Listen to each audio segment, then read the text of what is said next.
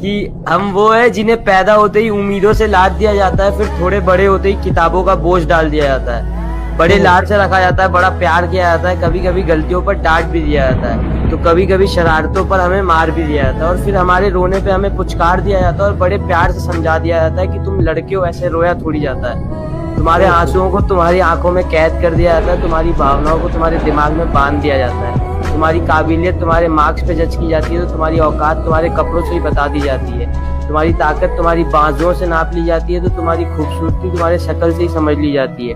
तुम्हारी नाकामयाबी पर तुम पर हंसा जाता है, तो तुम्हारी सफलता पर किस्मत का टैग लगा दिया जाता है, तुम्हारे प्यार को कितना इजीली चुतियापा कह दिया जाता है, तो तुम्हारी की गई चीजों को पागलपन समझ लिया जाता है, तुम्हारे दिल टूटने पर हाथ में मदिरा थमा दिया जाता है, तो तुम्हारे अधूरे प्यार को कटवा लिया का टैग दे दिया जाता है, तुम्हारे फीलिंग्स का गला घोट दिया जाता है, तुम्हारे इमोशंस को फांसी पर चढ़ा दिया जाता है, और बड़ी सरलता के साथ कह दिया जाता है कि तुम